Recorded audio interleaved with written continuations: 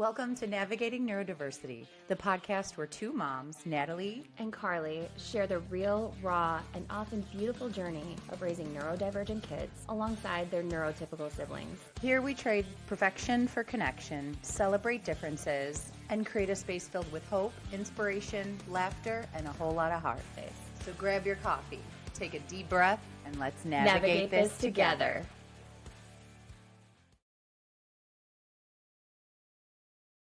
What would you say a lesson that your child has taught you to start looking at the world differently?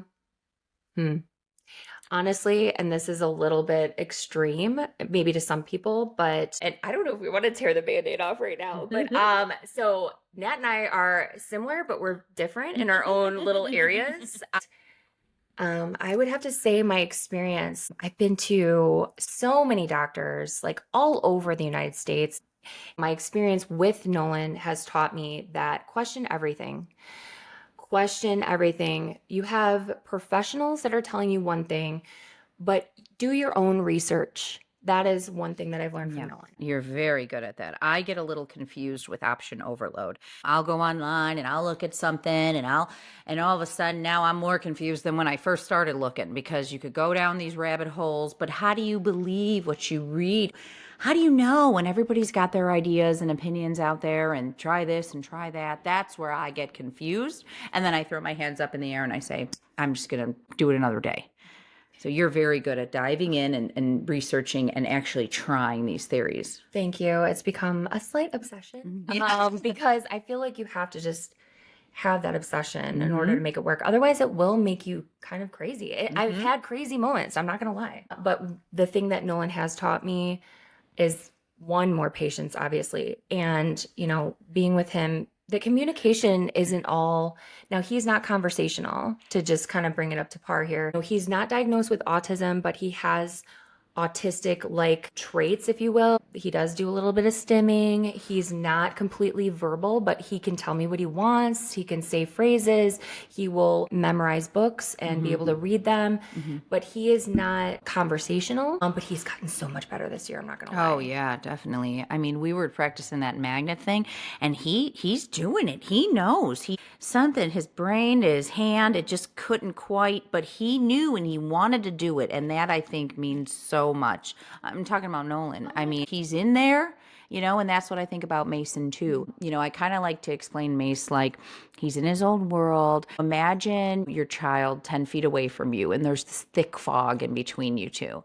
And for some reason, I can cut through the fog and I can get to him.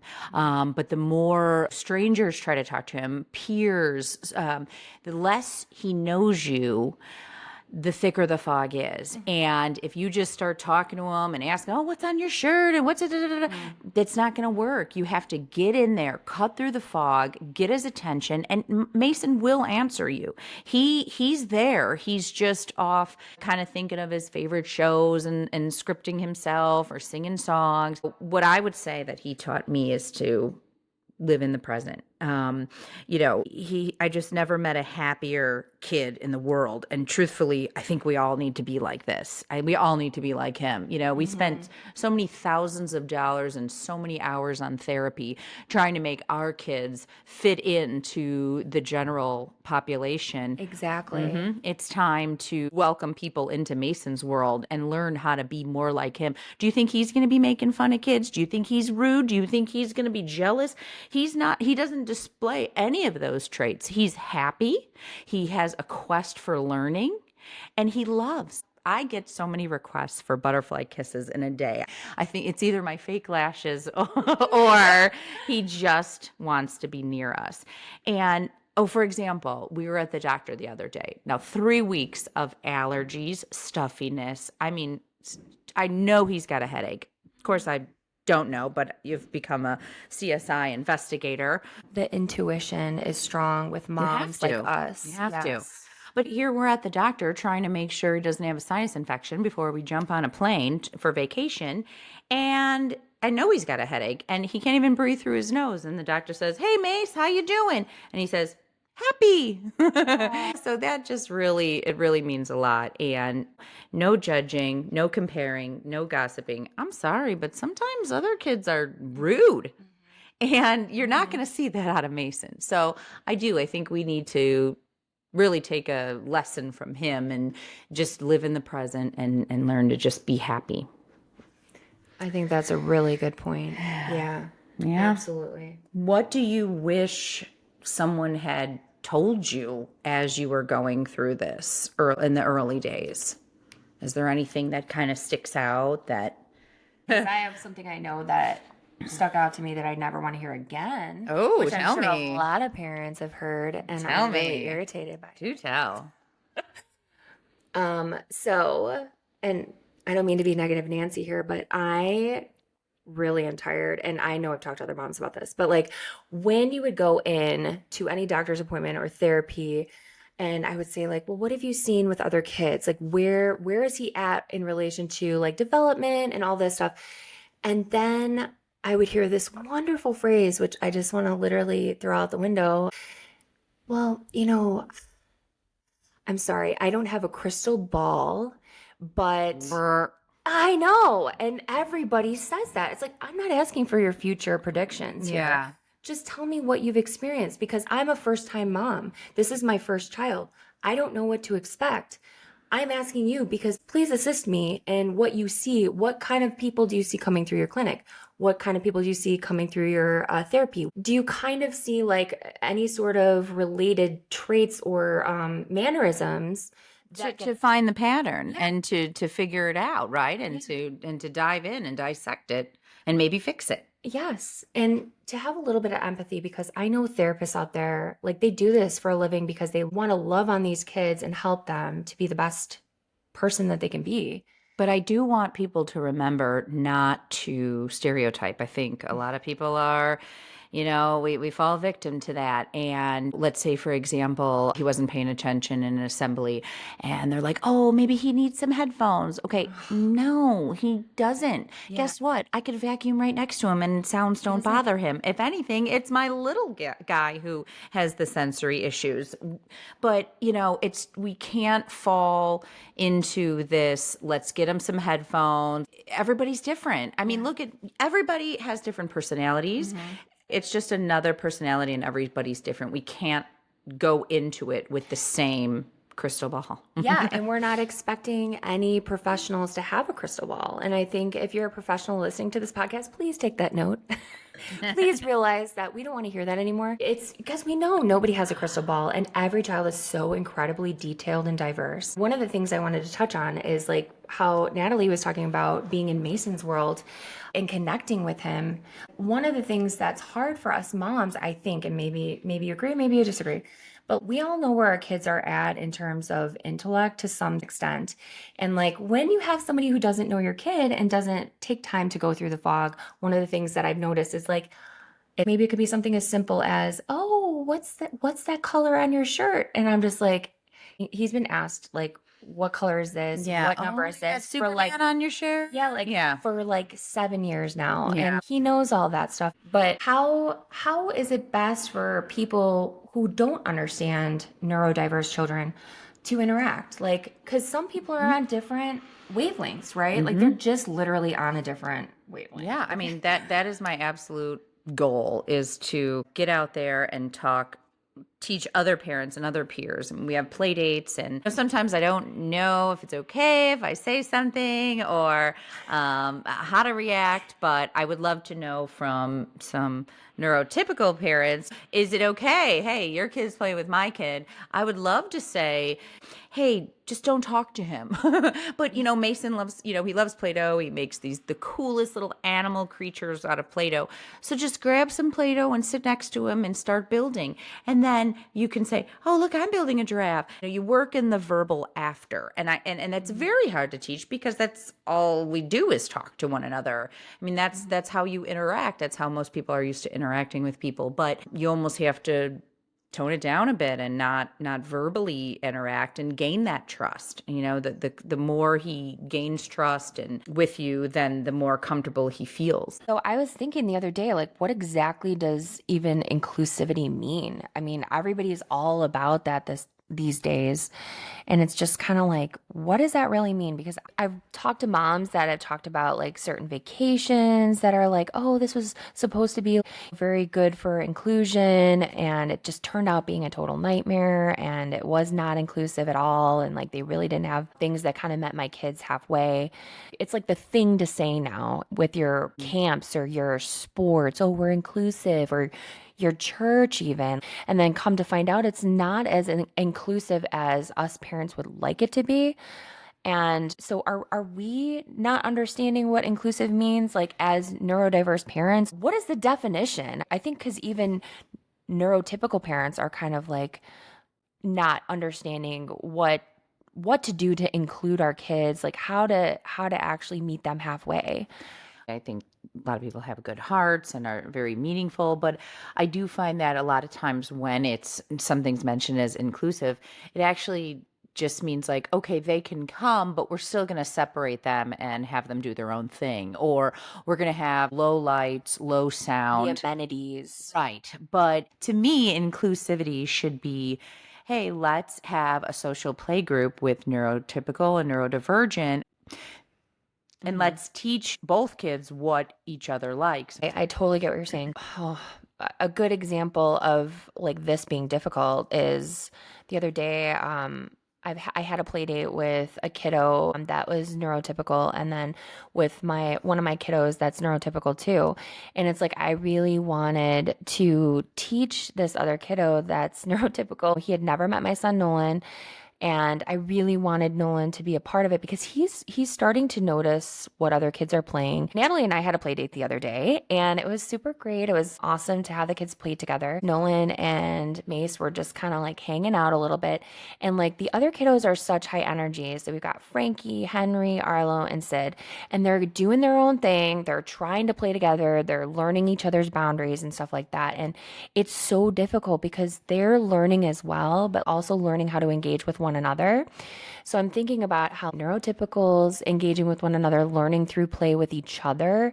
And then we have this other group, which is Nolan and Mace. And even us as moms are trying to figure out where this inclusivity happens because these kids are still young. They're still like learning what's appropriate with one another, even neurotypical. But then it's like, then we got to tie in, the neurodiverse and all of their differences. And if we're not on our A game, Mhm. like, forget it. How are we going to do all of this? The moms have to be everybody. Like, we got to Mhm. see things before they happen. We got to plan these things Right. out. Right.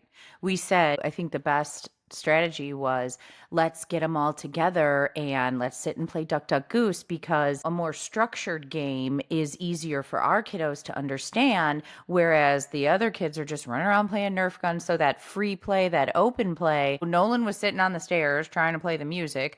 Mace was verbally stimming loudly, bouncing on the awesome soft leather couch of yours. So it's like they didn't know when it was just free play and the kids are running around chasing each other with Nerf guns. They didn't really know that. But then when it was time to play Duck Duck Goose, it was like, okay, there's a start, a middle, and an end. So maybe more little structured games at the beginning to kind of bring the group together would be helpful. Yeah, when it comes to hosting a play date with all sorts of kids, I think it's important to do what we did, which was, have the free play, but then also have a structured game, like we mentioned. But also too, the fact that they were around that chaos, if you will.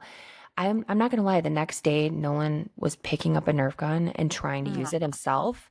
So observing the chaos Yeah. still, they're still taking things in. So even though we're worried about inclusivity and making sure our kids are a part of everything, it's like they're still taking it in, even though it's like totally overwhelming. So Nolan will go and go to the things that he is most drawn to, which is sound and music, and that's comforting to him. And it calms his mind, but it also busies his mind.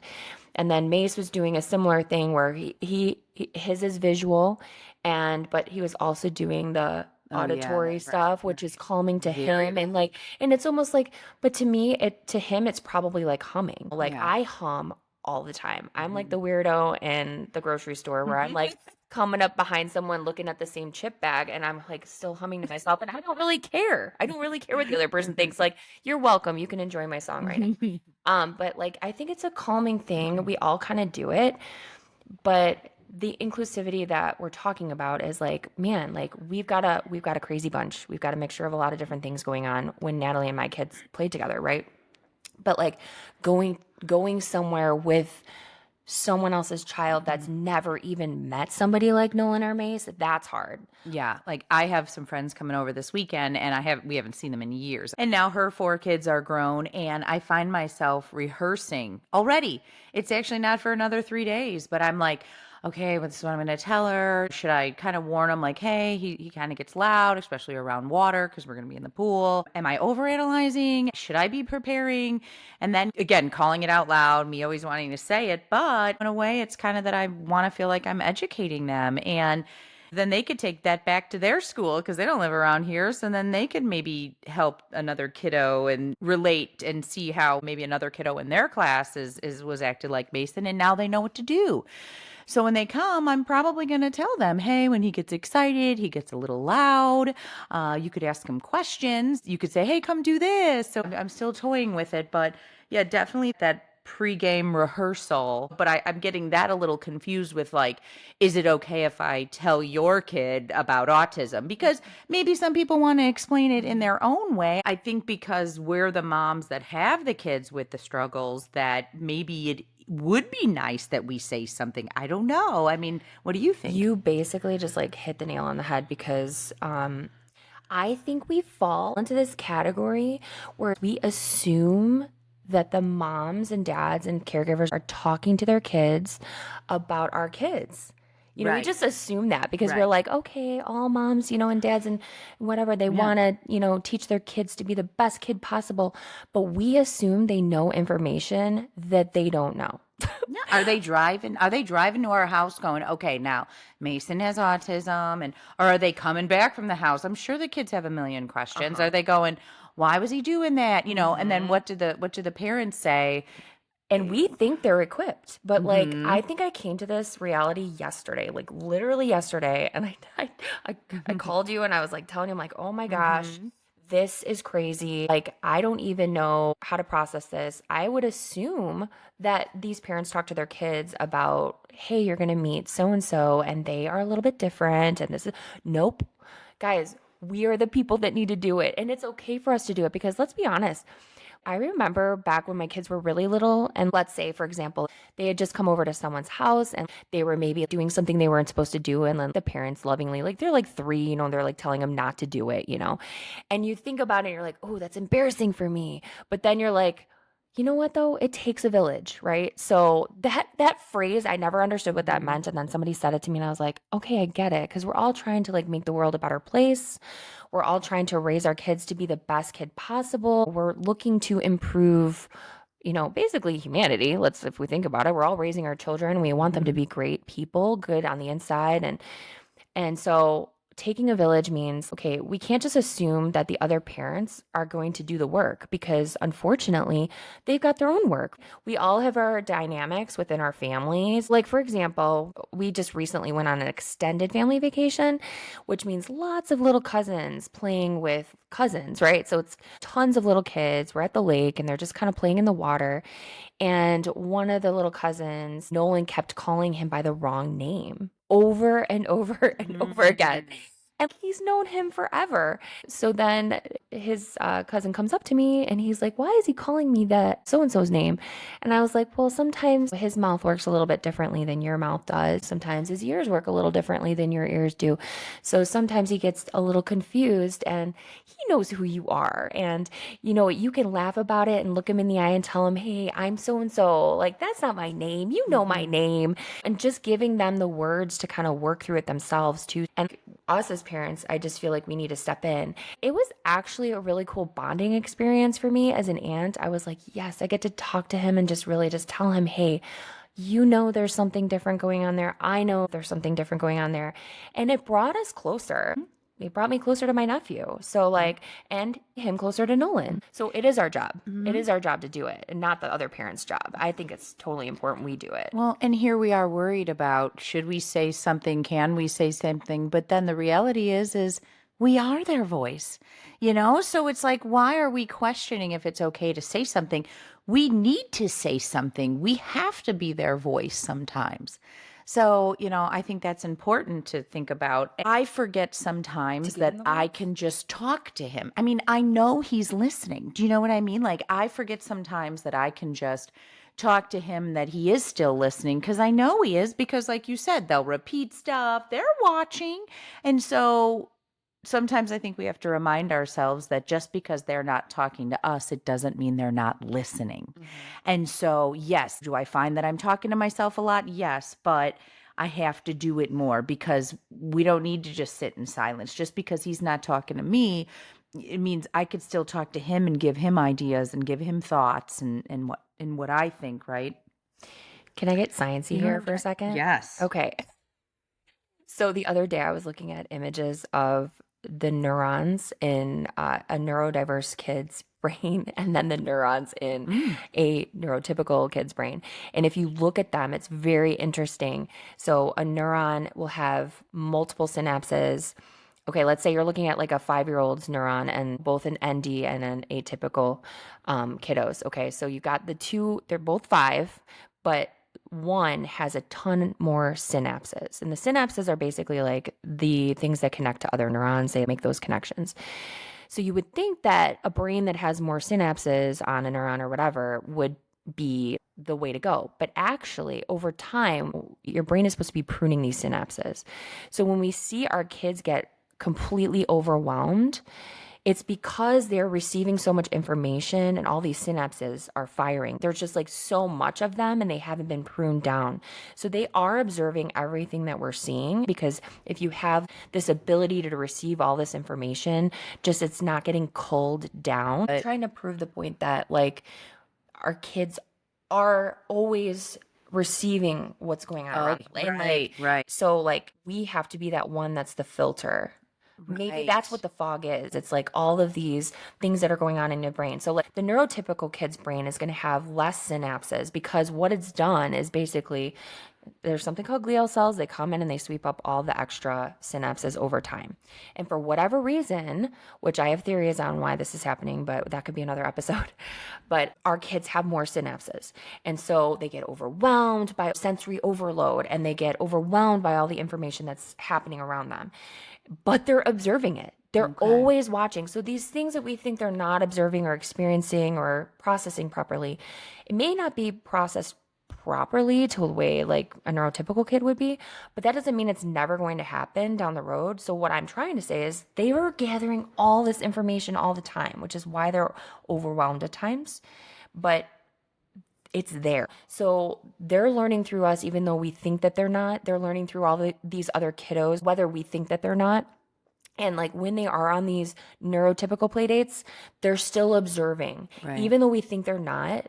They're maybe if Nolan is just listening to the music really close to his ear while he's visually watching all the kids play with Nerf guns, I'm thinking, okay, well, he's doing both at the same time. I'm a good multitasker, sort No, of. but But I need, yeah. I'm still doing things maybe just not as great at the time. I don't know if that makes sense. Well, no, it actually just kind of opened my eyes to something. It's like maybe they're seeking things out like that well, they are to help regulate themselves, but also they're doing it to kind of drown out the synapses that are firing, that are like, what do we do with this? What do we do with this noise? What do we do with this kid running around? What do we do with this kid?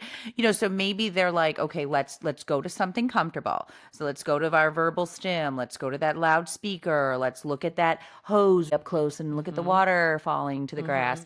Let's focus on something else. So maybe they're doing it to soothe themselves or distract themselves, like that totally. So, but how do we get those synapses to prune? And, because isn't our brain going, okay, that noise, okay, that's not important, filter it out. Like, we're not constantly stimulated as much with outside things, but what you're saying is what? So it's all So too much. it's like somebody's standing on a stage in the middle of a theater and everyone's talking and you are trying to listen to one person like right in front of you, but you hear everyone else in the crowd, like all of their conversations at once.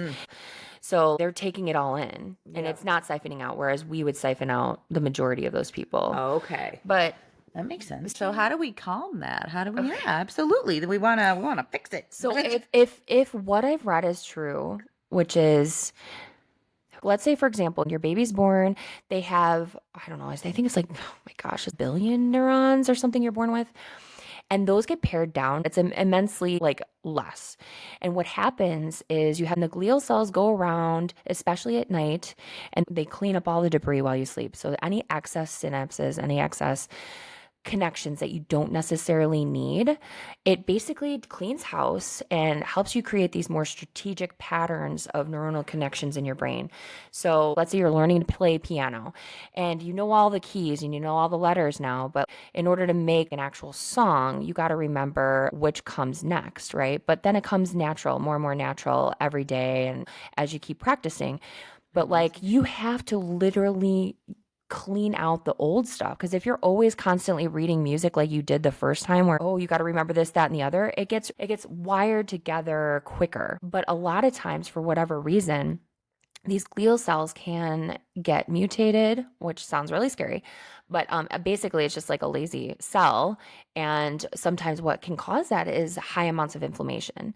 So high amounts of inflammation, either through diet, allergies, gut health issues, and either due to gut dysbiosis, or leaky gut, SIBO, that kind of thing. Or being chronically sick, which obviously every time you have a sinus infection or are dealing with high histamines, you're going to have that high inflammation. It eventually affects your brain. High amounts of inflammation cause the glial cells to slow down and not do their job. And you have all of these non-pruned neurons.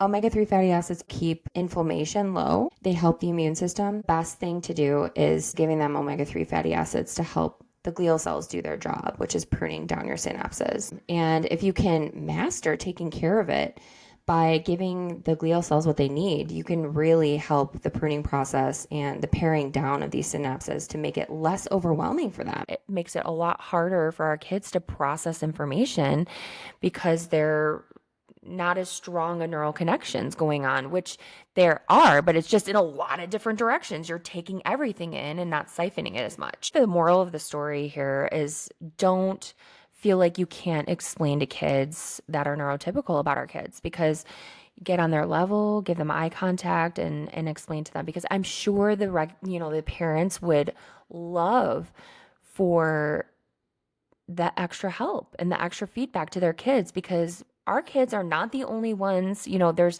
lots of kids out there that the neurotypical child's going to come across in their lifetime. So starting to educate their friends young, and the parents are just going to appreciate that. I think it's so important. For example, when school starts every year, I write a letter that I give all the teachers and all the specials. And one of the social workers actually reads it to his gen ed class. And so I always make sure to say things that he likes.